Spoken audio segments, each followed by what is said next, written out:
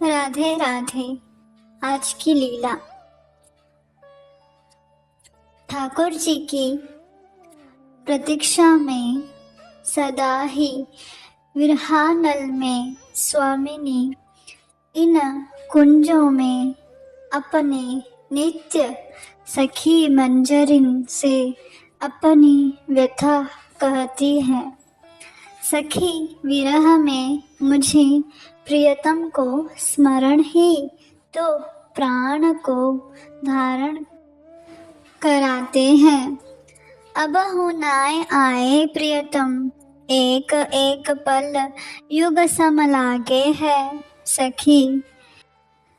तभी सामने कदम्ब के वृक्ष को निहारते कहने लगी स्वामिनी, सखी देखो तो कैसे उस दिन उसी कदम्ब तले सुंदर वंशी नाद कर मनमोहन ने मन मोह लियो सखी। कैसी वो छवि, ओहो सखी तुमने देखा क्या? वह दिन मंद मंद हवा में उनकी पीतांबरी कैसे उड़ रहो हो, तो साथ में मोर पंख। मुकुट की शोभा तो क्या कहना सखी, रत्न जड़ित मणियों से सुशोभित इन मुकुटन से उनके घुंघराले केशों का रूप क्या कहना। हाँ श्याम सुंदर कह के मूर्छित हो गई प्यारी जो।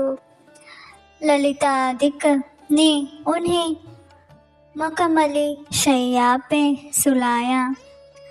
ललिता जी तो बड़ी क्रोधित भई, पुनः पुनः देरी का क्या प्रयोजन, आने दो आज मैं नहीं छोड़ूंगी कह के कुंज के द्वार पे पहरा देने लगी। श्याम सुंदर थोड़ी देर में मौज में आ गए, पर द्वार पे तो सखियां खड़ी। अब क्या करेंगे श्याम सुंदर? श्याम सुंदर तो अपने चेहरे पर दीनता लिए ललिता जू के पास आए। बोले, सखी प्यारी सखी क्या हुआ, तू बाहर द्वार पे क्यों खड़ी? ललिता जी ने कहा, अरे कौन है, कौन हो तुम, यहाँ क्या काम? मेरी स्वामिनी विश्राम कर रही है, चले जाओ यहाँ से। श्याम सुंदर बोले, अरे मैं घनश्याम सखी। ललिता बोली, घनश्याम हो तो बरसो जाके, मुझे क्या? माधव बोले, अरे सखी मैं माधव।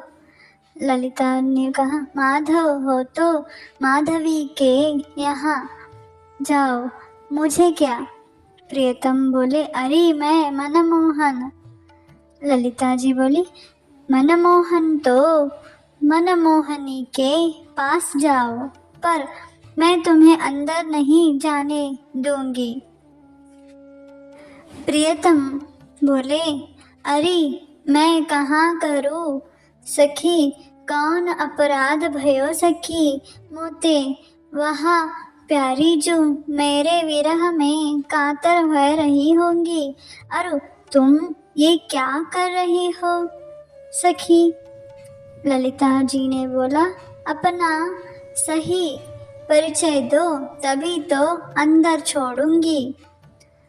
कृष्ण अब सोच में पड़ गए कि मेरा परिचय क्या दूं जो ललिता जो सुनना चाहती है।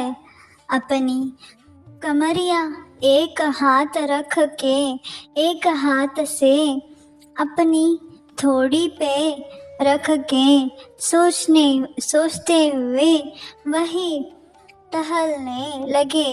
पास में एक वृक्षलता के पास जा बैठे और सोचने लगे, प्यारी जू की विरहता को प्राप्त वह वृक्षलता प्रियतम का स्पर्श पाकर बोल उठी, श्याम सुंदर, आप जो सोच में पड़े उसका उत्तर अतिशय सरल है।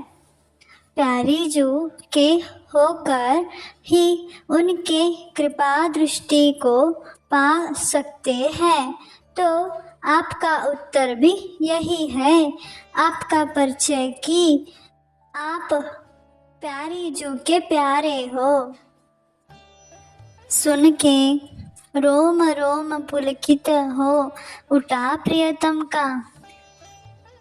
प्रियतम उस वृक्षलता को आलिंगन किया और वहां से जाने लगे। तभी पीछे वृक्षलता फिर से बोली, श्याम सुंदर, कुंज में आने में यूं देरी कर श्री जी को अति कष्टदायी प्रतीत होता। देख, ललिता जू आज क्रोधित भई है। ओहो, श्याम सुंदर गहरी श्वास ले बोले और उन सखी वृक्षलता को पुनः एक अति धन्यवाद किया। ललिता जू पे पास जाकर के श्याम सुंदर बोले, मैं प्यारी जू को प्यारो हूँ और आज से कबहू देर नाय करूँगो। सखी, अब तो क्रोध छोड़ सखी, मेरी प्यारी जू का पता बताए दो। प्यारी जू को पतो नाय क्या हाल भयो होएंगो। ललिता जू ने कहा, थोड़ी देर को विरह नाय सहयो जाए तो पे पता है मेरी प्यारी कितना सहन करे। चलो जल्दी चलो, अभी तुम बड़े निष्ठुर हो, कहते कुंज में प्रवेश किया। यहाँ श्री जी की मूर्छा भंग हुई। सामने से प्रियतम को आता देख लजाए के घूम गई प्यारी जू। श्याम सुंदर धीरे से आके पाछे से अपनी दाई हाथ से श्री जी की थोड़ी पकड़ती है और कहते हैं, अरे मिलन के समय यूं फेर के मुख को क्यों तड़पाती हो प्यारी। क्षमा करना, मुझे आने में देर भई। लजाते सकुचाते कंपित अंग से प्यारी जू श्याम सुंदर की मुख दर्शन में व्याकुल धीरे से घूमती है और नजरों की पलकों को धीरे धीरे से उठाए देखती है। मनमोहन के स्वरूप को प्यारी जू के न मानो हृदय में बसा लेना चाहते हैं।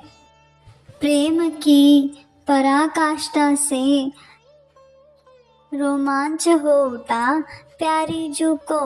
एक एक अंग तो क्या, एक एक आभूषणों को देख विभोर है रही प्यारी जू।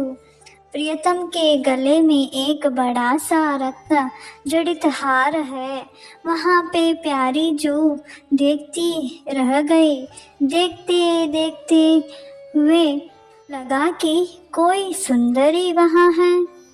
फिर क्या था, प्यारी जू मान करके बैठ गई। कुछ भी नहीं बोली, बस जाके आसन में मुख फेर बैठ गई। श्याम सुंदर को समझ आया, अभी तो लाज से मुख घुमाए बैठी तो अभी तड़ाक से मानो क्रोध से जाके बैठ गई। श्याम सुंदर ने श्री जी के पास जाके बैठ पूछने लगे, अरे क्या हुआ, ऐसा क्या हुआ जो मान कर गई। श्री जी बोली, मैंने तुम्हारे हृदय में किसी सुंदरी को देखा है, अवश्य वो चंद्रावली ही है, इसीलिए तुम्हें नित्य देरी होती है ना। कह के मुख फुलाकर बैठ गई। श्याम सुंदर तो भौरा गए, अरे ये क्या अचंबा है, मेरे हृदय में तो केवल तुम ही प्यारी। धीरे से बोले, प्रियतम, पर प्यारी जो नाय मानी, अब तो क्या किया जाए। सखियन की ओर देख श्याम सुंदर अनुनय विनय करने लगे। तब सखिन को भी दया आई। वो सभी सखियां सोच में पड़ गई, कैसे मान भंग होवेगो। अरे सखी, मिलन बेला कहीं बीती ना जाए, कछु तो करो। श्याम सुंदर व्याकुलता से बोल पड़े। इंदुलेखा सखी ने कहा, हे प्रियतम, तुम्हारे गले की इस रत्न जड़ित माला को तुम श्री जी गले में धारण करवाओ, इससे उसमें आपका प्रतिबिंब नजर आएगा और श्री जी को मान उड़न छू हो जाएगा। श्याम सुंदर हर्षोल्लासित तो है, इंदुलेखा को आलिंगन करते हैं। प्रियतम के स्पर्श से श्री जी की जो दशा होती है, उस दिव्य प्रेम का अनुभव सखी को हुआ है। केवल इंदुलेखा का नहीं, वरन सभी सखी वृंद, किंकरी मंजरी वृंद को, और तो और क्या कहे, श्री स्वामिनी को श्री अंग स्तंभित हुआ, मानो श्री जी ही अनंत रूप में विराजमान है। धीरे धीरे से गले की वह माला उतार करके प्यारे ने श्री जी को पहरा दिया। अब उनके सामने जा बैठे हैं और कहने लगे, देखो तो कौन की छवि दिखे इसमें।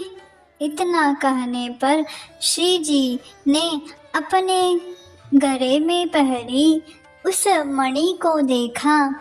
उसमें तो युगल दिख रहे हैं, शामजू और मणि। झांकते हुए प्यारी जो अब तो प्रसन्नता की लहर दौड़ पड़ी। श्री जी हंस पड़ी, कहने लगी, अरे मैं तो भोरी हूँ। ललिता जो पीछे से आके श्री जी के गले पे अपने गाल स्पर्श कराए के बोली, हाँ श्री जी, तुम बहुत भोरी हो और तुम्हें मनाना इन चतुर शिरोमणि को अति सरल है। सुनकर सभी सखियां हंसने लगी। कुंज में उत्सव प्रारंभ हुआ। सभी सखियां सेवा में लग गई। युगलवर नित्य विहार करने लगे। कुंज में सभी परिकर आनंदित है, लीला में मग्न है। आप हम भी तो इसी कुंज के परिकर है। चलिए जाए उन कुंजन में और प्रेम से कहिए, आज के लीला की जय। सखी वृंद की जय, मानिनी श्री प्यारी जू की जय। जय जय श्री राधे राधे राधे।